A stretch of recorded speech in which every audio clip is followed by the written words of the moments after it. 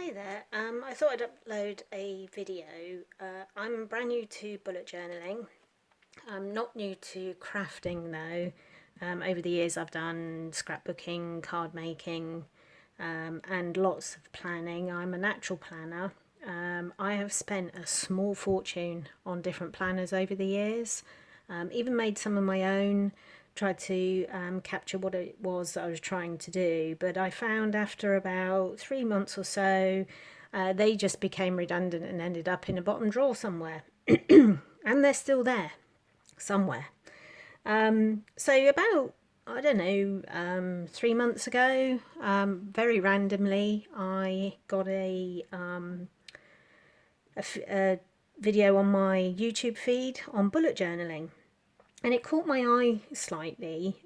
Started to watch other videos, and it started to look like something that would meet all my needs. So I watched the video of the originator of bullet journaling, and I highly recommend going and finding that. That's a guy called Ryder Carroll. He's got videos on YouTube, and to understand the basics of bullet journaling, which I won't go into today, but he explained how you can capture the past, the present, and the future all in one place.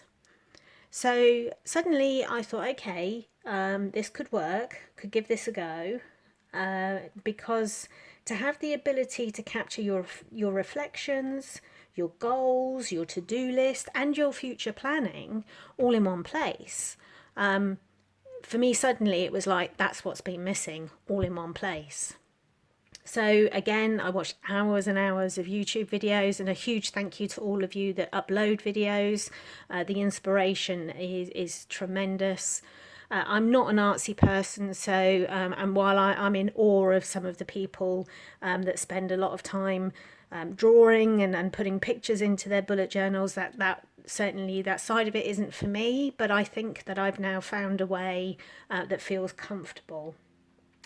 So the journey's been quite exciting so far. I've done 2 full months, so I've done June and July, and I'm just preparing my August spreads. I am definitely a weekly spread person. My schedule isn't busy enough really for daily spreads. I'm not big on monthlies, but they're in there as well, just to capture the headliners from the future log.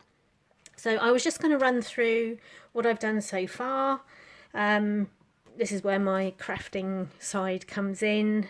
This is a Project Life card, some stamping, and I love white gel pen on craft or black paper, really effective. Now, to my first error. On page 1 of my bullet journal, and was my weight tracker. So when I plotted the graph, I did it this way, and then I went ahead and put my title in. Great, really happy. And then I realised it was upside down. But that's fine. I've just got to live with that for however long, probably next year or so. But it does what it means to. And this is the thing with bullet journal. It's not beating yourself up. This is your personal journal. What you put in here is yours, belongs to you, unless, of course, you decide to upload a YouTube video and share it with the world. So then my future log, so this was starting in June, so it's June through to May, very simple, and just 2 colours on that. Bearing in mind, I was just learning, this is my first month. As I say, I'm not big on monthlies, but wanted to capture the main headliners with monthly tasks. Habit tracker. This has been tremendous for me, actually making myself accountable on a daily basis, that I'm covering the things that I want to cover, and you'll see how I've changed it up slightly in July. Then on to my weeklies. Now, I'm definitely somebody who likes to write in boxes. I like boxes. So looking through, and all of the weeklies that you'll see now, they've all come from various people on YouTube. So the inspiration, I haven't got to the point yet where I've started creating my own, so it has come from elsewhere. So my 7 days, I like a meal planner, I like a shopping list or a don't forget list, or next week. It's things that won't go on this page anywhere else, that I don't want to forget about. Again, doubling up on colours, trying different colours and different formats. I decided to try not using boxes this week. Didn't really like it, to be honest, but hey, I've given it a go. Dutch door, it's got to be a must. And again, I don't think my schedule's busy enough really to capture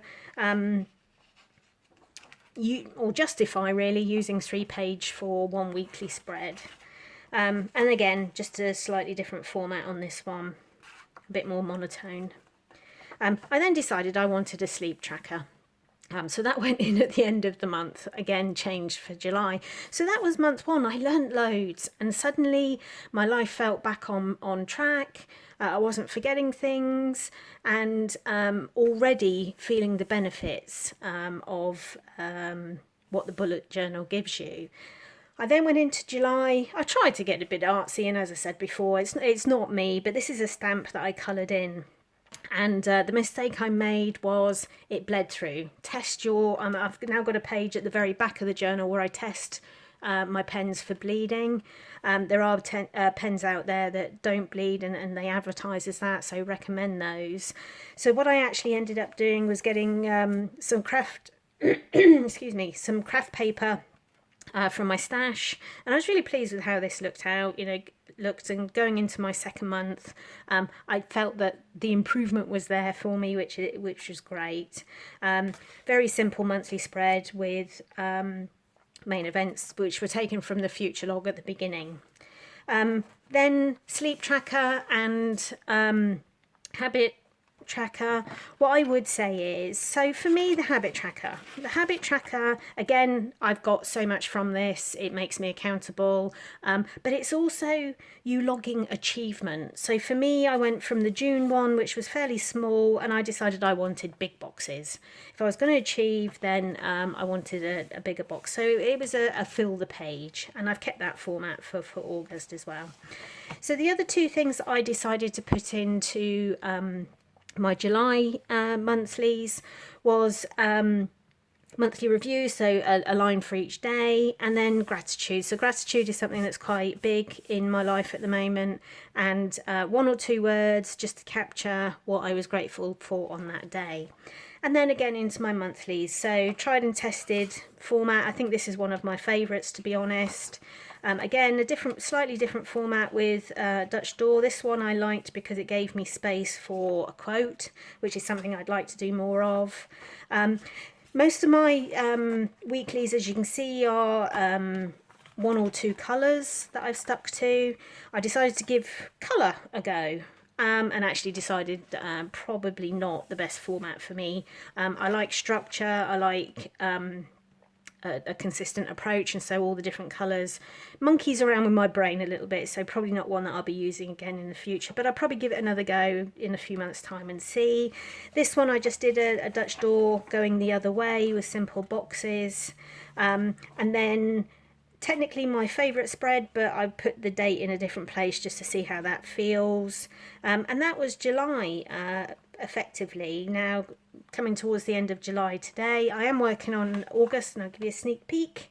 I'll upload a separate video for August once I finish doing that. I like to do the monthly bits and then all the weeklies for that month all in one go, and that's for planning as well, so it means I can put entries in for forthcoming weeks, and really feel from a planning perspective that that's working, but everything else I've got in there forces me to look at reflecting, gratitude. I'm accountable on my habit tracker, I'm keeping track of my sleep, and it's all in one book, and that for me is just amazing. So I hope you've enjoyed watching. I now intend to be uploading a bit more often, as I say, once I've finished preparing my August weeklies. I will put a video up for that. It would be great if you'd like to join me on my journey, and if you would like the video, leave a comment. If you see where I can improve what I'm doing, I would love to hear from you for that. Thank you. And also anything that you particularly like as well. If you could subscribe, that would help me understand how many people are out there enjoying what I'm doing, and hope to see you again soon. Take care.